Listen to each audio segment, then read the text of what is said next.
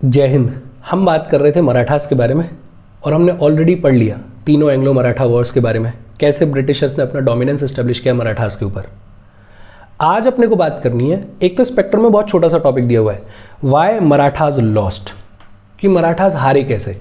मराठास जो किसी point of time पे इतनी सिग्निफिकेंट फोर्स कंसिडर किए जाते थे कि कहने वाले लोग कहते थे कि यार मराठास मुगल एम्पायर को रिप्लेस करके मुगल्स के जितना पावरफुल एम्पायर इस्टेब्लिश कर सकते हैं इंडिया में, उन मराठास को ब्रिटिशर्स ने कैसे हरा दिया, उनकी हार के पीछे के रीजंस क्या हैं। और दूसरा, आज अपने को एक टॉपिक इनिशिएट करना है, कॉन्क्वेस्ट ऑफ सिंध। सिंध को कैसे कॉन्कर किया गया, सिंध के ऊपर ब्रिटिशर्स ने अपना डोमिनेंस कैसे इस्टेब्लिश किया, उस कहानी को अपन थोड़ा सा आज इनिशिएट कर देंगे। अच्छा, वीडियो को लाइक और शेयर कर दो और चैनल को सब्सक्राइब कर लो। देखो, सबसे पहले अपन बात करेंगे why the Marathas lost, Marathas की हार के पीछे के रीजंस क्या हैं। और सबसे पहला रीज़न है इनेप्ट लीडरशिप। और ये जो रीज़न है इनेप्ट लीडरशिप, ये किसी भी डिक्लाइनिंग किंगडम के लिए एलिजिबल है, अप्लाई होता है। जब जब किसी भी किंगडम में स्ट्रॉन्ग पावरफुल लीडरशिप होगी तब तक वो किंगडम ग्रो करेगा। जैसे ही लीडरशिप कमज़ोर होगी डिक्लाइन होने की शुरुआत हो जाएगी। वही मराठास के साथ हुआ। मराठा एम्पायर, मराठा स्टेट, अगर उसका एडमिनिस्ट्रेशन, अगर उसका कैरेक्टर देखोगे तो उसका सेटअप ही ऐसा है कि ये बहुत ज़्यादा डिपेंडेंट था हेड ऑफ द स्टेट की पर्सनैलिटी पे, उसके कैरेक्टर पे। जिस पॉइंट ऑफ टाइम पे कोई भी मराठा किंग पावरफुल होगा, स्ट्रॉन्ग पर्सनैलिटी का होगा, तो मराठास यूनाइटेड रहेंगे, पावरफुल रहेंगे। जैसे छत्रपति शिवाजी राजे के टाइम पे, जैसे पेशवा बालाजी विश्वनाथ के टाइम पे, जैसे पेशवा बाजीराव के टाइम पे, मराठास यूनाइटेड हैं, बेहद पावरफुल हैं, खूब एक्सपेंड कर रहे हैं। लेकिन ये जो लेटर मराठा लीडर्स हैं, जैसे बाजीराव सेकेंड, जैसे दौलतराव सिंधिया, जैसे यशवंतराव होलकर, ये इनकेपेबल लीडर्स हैं, ये वर्थलेस लीडर्स हैं, शेल्फिश लीडर्स हैं। अब शिवाजी सपना देख रहे हैं मराठा स्वराज का, और ये बाजीराव सेकंड जैसे लोग ये सिर्फ पेशवा बनने के लिए ब्रिटिशर्स के पास में भाग रहे हैं, उनसे मदद मांग रहे हैं। ये छोटी छोटी चीज़ों के लिए आपस में झगड़ा कर रहे हैं।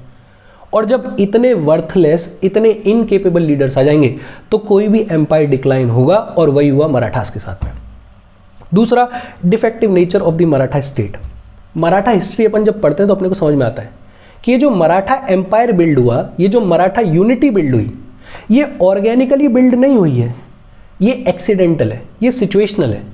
कि जब परिस्थितियां ऐसी हुई तो सारे मराठा सरदार से यूनाइट हो गए, अदरवाइज तो सब अपने इंडिविजुअल स्पेस में पावर के लिए लड़ ही रहे थे। परिस्थितियों ने ये मराठा यूनिटी बनवा दी, अदरवाइज तो ये इंडिविजुअली चाह रहे थे कि पावर हमारे पास रहे।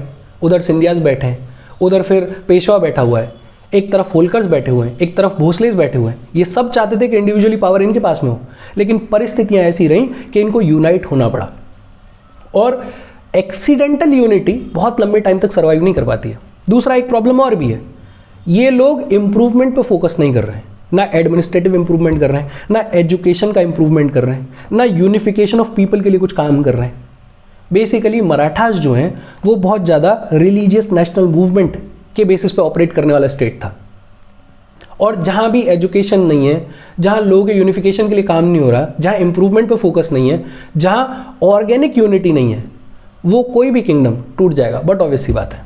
तो पहला रीज़न इनेप्ट लीडरशिप, दूसरा defective nature of the Maratha state, तीसरा है लूज पॉलिटिकल सेटअप। और मुझे लगता है ये सबसे बड़ा रीज़न है, बिकॉज मराठास डिवाइडेड थे मराठा कन्फेडरेंसी में, उनके अपने सरदार्स हैं, और ये जो सरदार्स हैं ये बट ऑब्वियस सी बात है कि चाहेंगे कि पावर उनके पास में ज़्यादा आए। अब जब कोई स्ट्रॉन्ग लीडर बैठा होगा ऊपर, तब तो ये सरदार चुप रहेंगे, यूनाइटेड रहेंगे, लेकिन जैसे ही कोई कमज़ोर लीडर आएगा तो फिर ये अपना सर उठाएंगे। जैसे छत्रपति शिवाजी महाराज जब तक बैठे थे तब तक कोई दिक्कत नहीं थी, पेशवा ने भी इनको यूनाइटेड रखा। लेकिन जैसे ही वीक लीडर्स आए तो फिर गायकवाड्स अपने लिए बोल रहे हैं कि यार हमें चाहिए अपनी ज़मीन, होलकर्स अपने इंडिविजुअलिटी के लड़ रहे हैं, सिंधियाज अपने लिए लड़ रहे हैं, भोसलेस अपनी ज़मीन के लिए लड़ रहे हैं। बेसिकली ये सेमी इंडिपेंडेंट किंगडम्स की तरह से ऑपरेट करने की शुरुआत कर रहे हैं जब जब कोई वीक किंग आ रहा है। और जब इंटरनल कॉन्फ्लिक्ट्स इतने होंगे तो फिर तो बट ऑब्वियस सी बात है कि कोई भी एम्पायर डिक्लाइन होगा। इसके अलावा इन्फीरियर मिलिट्री सिस्टम, अपने को पता ही है मराठास जाने जाते थे गुरिल्ला वॉरफेयर के लिए। मराठास की जब हिस्ट्री पढ़ी जाती है तो हमें ये देखने को मिलता है कि पर्सनल लेवल पे खूब वेलोर की कहानियाँ हैं, खूब बहादुरी की कहानियाँ हैं, खूब पावरफुल लोग हैं, लेकिन एज अ यूनिट जब आर्मी की बात होती है तो ये गुरिल्ला वॉरफेयर पर अटके हुए हैं। इनके पास में मॉडर्नाइजेशन नहीं है, और इनके सामने जो फोर्स है अंग्रेजों की, उसके पास में ऑर्गेनाइजेशन भी अच्छा है, उसके पास में मॉडर्न वेपन्स भी हैं, उसके पास में डिसिप्लिन्ड आर्मी भी है, उसके पास में इफेक्टिव लीडरशिप भी है। तो बहुत सारे रीजंस का कल्मिनेशन है जिसकी वजह से मराठास का डिक्लाइन हुआ है। एक क्या है? एक है इनेप्ट लीडरशिप, जो कि हर किंगडम के लिए अप्लाई होता है। दूसरा है defective nature of the Maratha state, कि इनकी जो यूनिटी है वो ऑर्गेनिक नहीं है, एक्सीडेंटल है। फिर तीसरा रीजन है लूज पॉलिटिकल सेटअप, डिवाइडेड है मराठा कॉन्फेडरेंसी में। और बट ऑब्वियस सी बात है कि जब कोई पावरफुल आदमी किंग है तब तो ये सारे सरदार यूनाइटेड रहेंगे, डर के रहेंगे। जैसे ही कोई कमजोर आएगा ये सब अपना सर उठाएंगे। इंफीरियर मिलिट्री सिस्टम, और वो भी ऐसी फोर्स के सामने, अंग्रेजों के सामने, जो मॉडर्नाइजेशन में बिलीव कर रहे हैं, जिनके पास में मॉडर्न वेपन्स हैं। इसके अलावा अनस्टेबल इकोनॉमिक पॉलिसी, मराठास का जो इकोनॉमिक सिस्टम है वो टाइम के साथ में चेंज नहीं हुआ है, वो वही ट्रेडिशनल मेथड्स को फॉलो कर रहे हैं। अंग्रेज लोग जो हैं वो डेवलप कर रहे हैं, वो इंडस्ट्रीज भी बना रहे हैं, वो फॉरेन ट्रेड की तरफ भी ध्यान दे रहे हैं, लेकिन मराठास नहीं है। Maratha leadership failed to evolve a stable economic policy suited with the changing needs of time। ना इन लोगों ने कोई इंडस्ट्रीज लगाई, ना इन्होंने कोई फॉरेन ट्रेड पे फोकस किया, ये अपने पुराने ट्रेडिशनल मेथड्स के साथ में ही चल रहे थे, और बदलते टाइम के साथ में जो नहीं चलता है वो पीछे रह ही जाता है। इसके अलावा superior English diplomacy and espionage, अंग्रेज लोग मराठास के कंपैरिजन में डिप्लोमेटिकली बड़े स्ट्रॉन्ग हैं।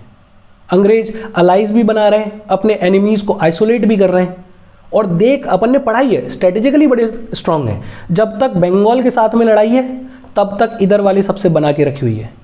जब बंगाल को कॉन्कर कर लिया गया तो फिर मैसूर पे फोकस किया, और जब मैसूर पे फोकस कर रहे हैं तब मराठास से बड़ी अच्छी दोस्ती बनाई हुई है। जब मराठास पे फोकस कर रहे हैं तो फिर बाकी लोगों से और अच्छी दोस्ती बना रहे हैं, मतलब एक टाइम पे एक पावर को टारगेट कर रहे हैं। तो डिप्लोमेटिकली बड़े स्ट्रांग हैं, स्ट्रेटेजिकली बड़े स्ट्रांग हैं। ऊपर से मराठा जो है वो उनमें यूनिटी भी नहीं है, मराठा चीफ जो है वो आपस में ही झगड़ रहे हैं। इसके अलावा अंग्रेज लोगों के पास में एक बड़ा अच्छा स्पाई सिस्टम था, पूरी जानकारी रखते थे कि कौन सा मराठा क्या कर रहा है, कब इंटरनल कॉन्फ्लिक्ट बढ़ रहा है, कब घट रहा है। और इतनी जब जानकारी होती है, डेटा होता है, तो ईजी होता है अपने एनिमी को रीड करना। तो मराठास के साथ में ये भी एक प्रॉब्लम थी। इसके अलावा अंग्रेज लोगों का जो आउटलुक था वो प्रोग्रेसिव था।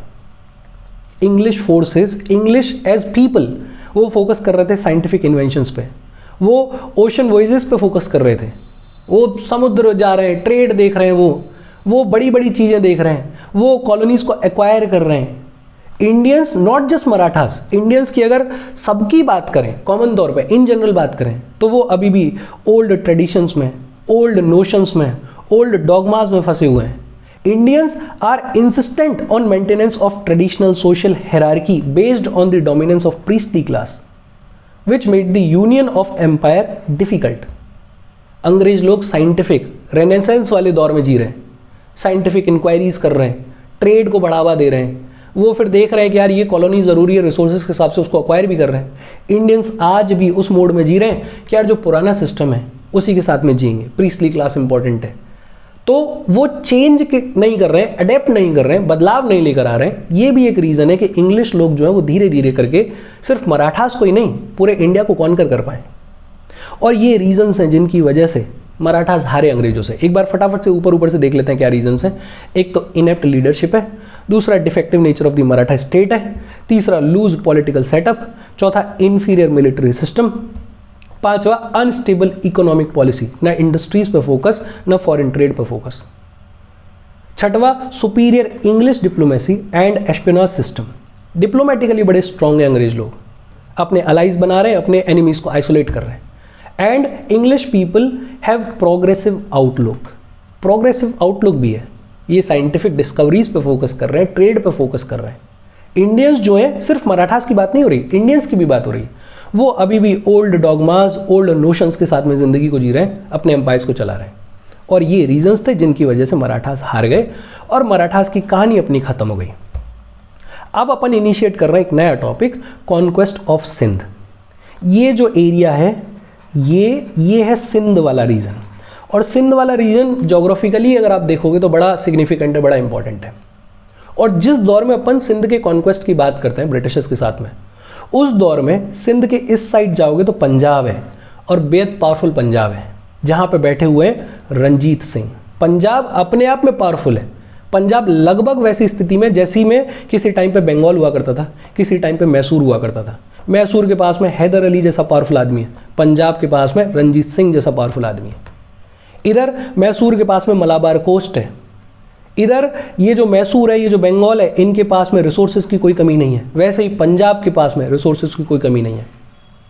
तो सिंध के इस साइड में जाओगे तो बेहद पावरफुल पंजाब अंडर रंजीत सिंह बैठा हुआ है। फिर इधर जाओगे तो इधर अफगान लोग मिल जाएंगे जो कि अपने आप में अपने वॉर स्किल्स के लिए जाने जाते हैं। In fact first Anglo Afghan war में अफगान्स जो हैं वो ब्रिटिशर्स को हराएंगे, अपन पढ़ेंगे। तो सिंध बड़ा सिग्निफिकेंट है ब्रिटिशर्स के लिए। कैसे सिग्निफिकेंट है अपन वो पढ़ेंगे। अच्छा, पहले थोड़े बैकग्राउंड में जाते हैं। अगर 18th सेंचुरी की बात करें तो अर्ली 18th सेंचुरी में सिंध को रूल करते थे कलोरा चीफ्स, और ये जो कलोरा चीफ्स हैं इनका थोड़ा बहुत रिलेशन है ब्रिटिशर्स के साथ में, थोड़ा बहुत ट्रेड करते हैं ब्रिटिशर्स के साथ में, थोड़ा बहुत कम्युनिकेशन है ब्रिटिशर्स के साथ में। जैसे 1758 में कलोरा प्रिंस हुआ करते थे गुलाम शाह, और उन गुलाम शाह ने परवान इशू किया, या ये कह दें कि परमिशन दे दी अंग्रेज लोगों को फैक्ट्री लगाने की एट ताथा में इन लोगों ने फैक्ट्री लगाने की परमिशन मिल गई है। तो मतलब 1758 में फैक्ट्री भी लगा ली ब्रिटिशर्स ने कलोरा प्रिंस की परमिशन के साथ में। 1761 में ये जो कलोरा प्रिंस है इसने बाकी के यूरोपियंस को एक्सक्लूड भी कर दिया ट्रेड से, कि सिंध वाले एरिया में ट्रेड सिर्फ करेंगे ब्रिटिशर्स, बाकी यूरोपियंस नहीं करेंगे। तो मतलब अपने को दिख रहा है कि एक certain amount of trade relation already है सिंध के साथ में ब्रिटिशर्स का। लेकिन जब लेटर 18th सेंचुरी की बात आती है, लगभग 1770s के आसपास, तो एक ट्राइब जो कि बलूच ट्राइब हुआ करती थी जिसका नाम है तलपुराज। ये जो तलपुराज हैं ये माउंटेन्स में रहा करते थे। 1770s में ये नीचे आना शुरू हुए और उन्होंने सिंध के प्लेन्स में सेटल होना शुरू किया। और ये जो तलपुराज पावर में आएंगे तो इनके राजाओं को बुलाया जाएगा तलपुराज आमिर्स। आमिर्स याद रखो, आमिर्स बेसिकली राजा लोग जो इस तलपुरा ट्राइब के बनेंगे, सिंध को रूल करेंगे। 1783 में एक आमिर आए, या ये कहें एक तलपुरा आमिर आए जिनका नाम था मीर फतेह अली खान, और इन्होंने सिंध पे पूरी तरीके से अपना कंट्रोल इस्टेब्लिश कर लिया। जो कलोरा प्रिंस था उसको एग्जाइल में भेज दिया, मतलब कलोरा प्रिंस को धक्के मार के निकाल दिया और कंट्रोल पूरी तरीके से अपने हाथ में ले लिया सिंध का। नाम क्या है? मीर फतेह अली खान।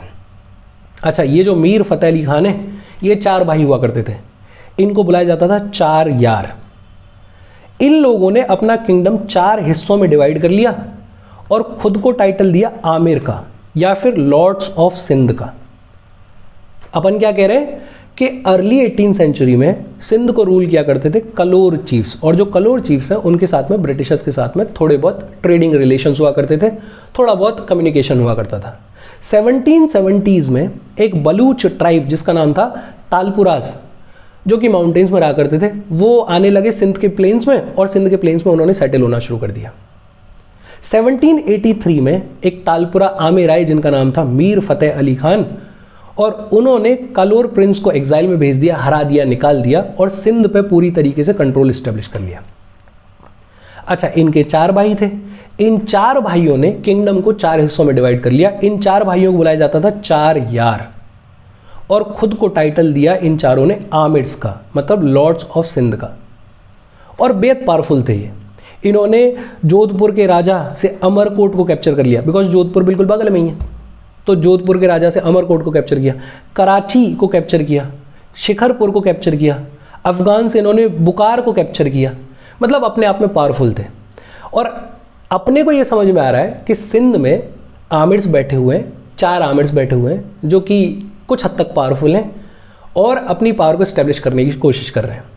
अब इस सिंध के ऊपर ब्रिटिशर्स अपना कैसे डोमिनेंस इस्टेब्लिश करेंगे वो कहानी अपन अगले सेशन में बातचीत करेंगे। यहाँ तक कोई डाउट हो तो please comment. Thank you very much.